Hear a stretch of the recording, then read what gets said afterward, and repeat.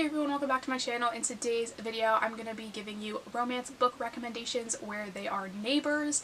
This is like one of my favorite, I don't even know if this is a trope, but this is one of my favorite things in romance books is when they live next to each other, because I feel like it's just so good for like those like casual moments of them bumping into each other even when they're not trying to see each other, and just makes the whole story just a little bit more interesting because obviously they can be together pretty much all the time if they live next door to each other.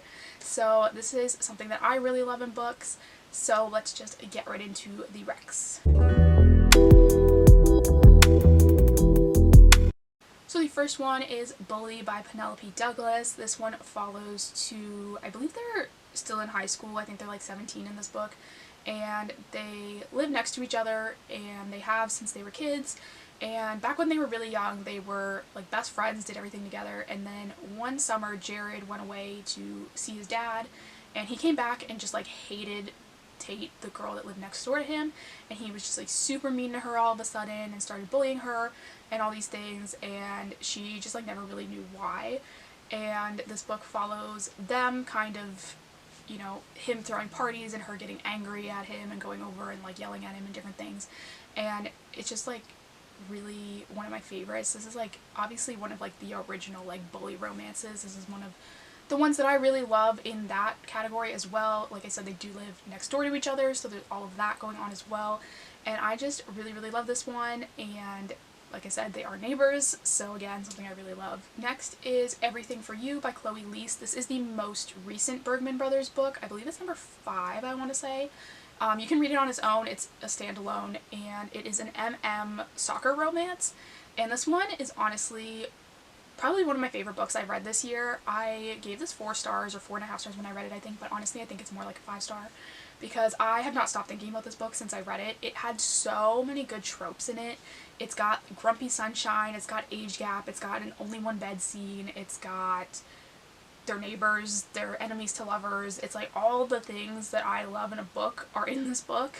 And this one is one of the Bergman brothers, obviously, and his neighbor is this super grumpy older guy that the Bergman brother, I want to say it was Oliver's book. I'm terrible with names, but we'll say it was Oliver. And Oliver lives next door to him, and Oliver himself is very sunshiny, very peppy, very excited about everything. He just like has all this energy, and his neighbor is just super grumpy. He's a little bit older, but he was Oliver's soccer idol when he was a kid.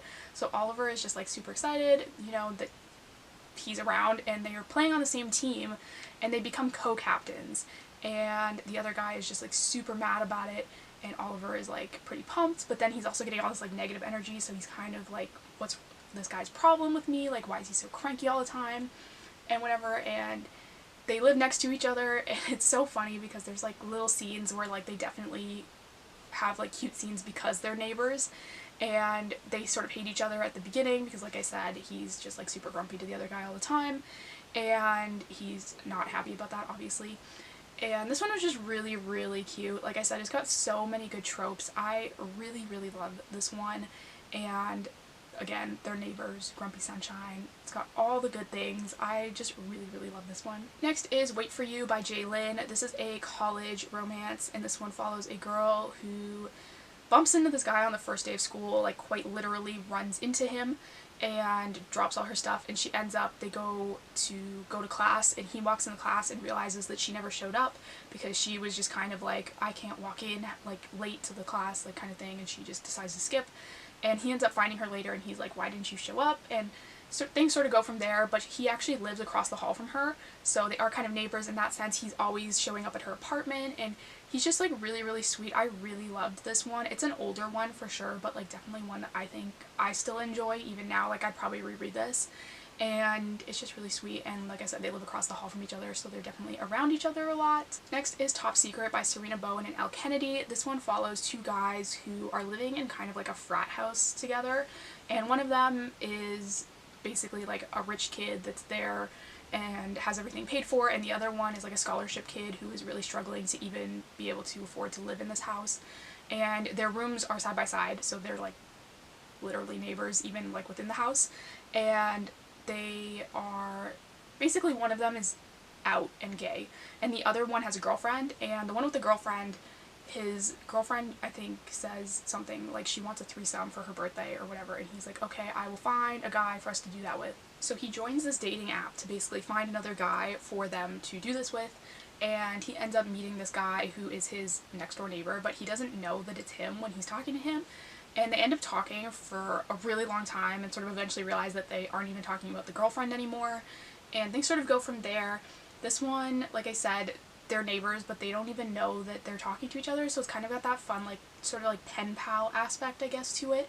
And I really liked this one. I like all of Sarina, Bowen, and Elle Kennedy's books that they write together. I think they're all really good, and this one was no different. Next was Twisted Love by Anna Huang. This one is about a girl who lives next door to her brother, and her brother, I believe, is going to, like, study abroad or something, and so he leaves, and he tells his best friend to keep an eye on his sister.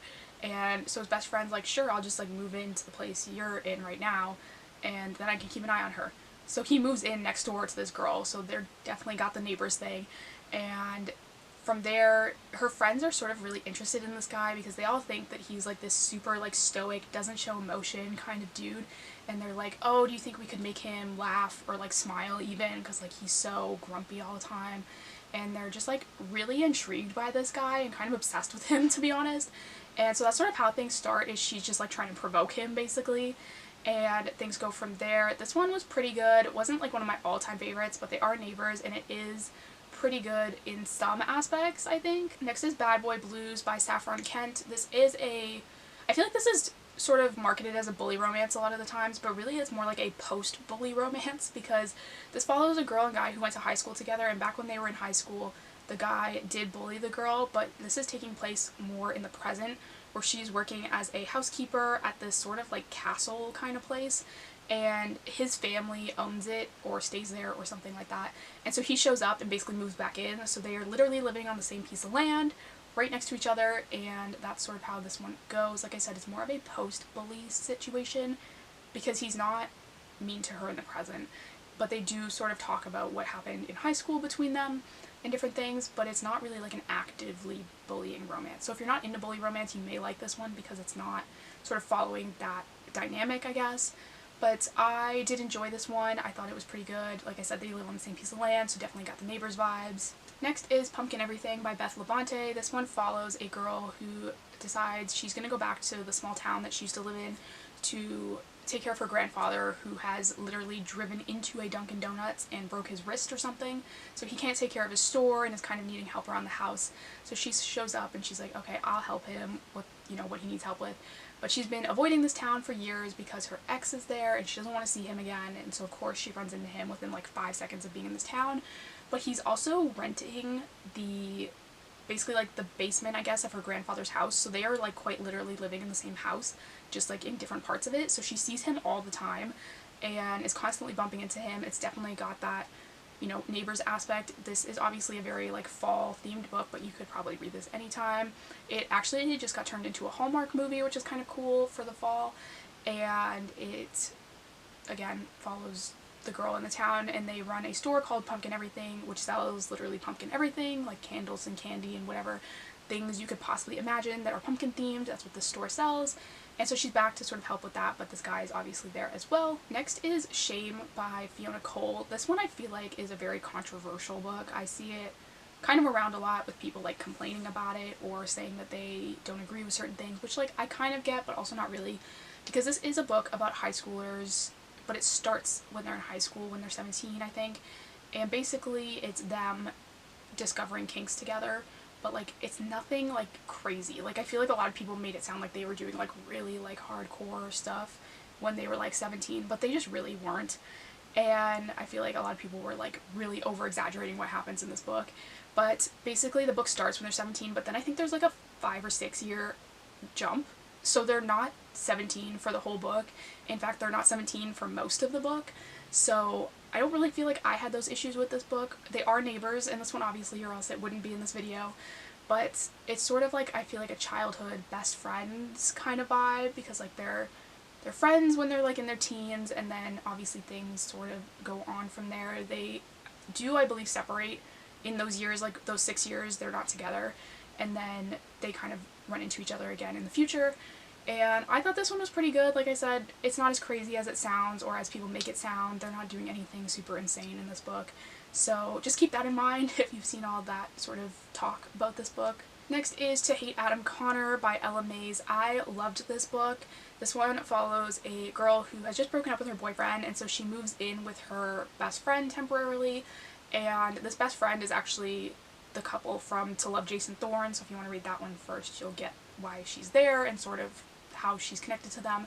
But she moves in with them temporarily, and she notices that Adam Connor has moved in next door, and he's like a famous actor, and he's there with his son, living obviously in the house next door. And she's kind of spying on him, like she literally has a ladder set up next to her fence so she can look over at this guy all the time.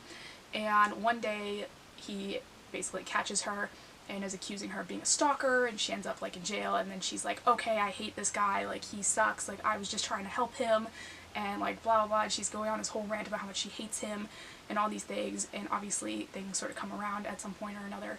But I really loved this book and To Love Jason Thorne. I think they were both really good. I gave them both 5 stars. The other one isn't a Neighbours book though, so I didn't include it in this video obviously.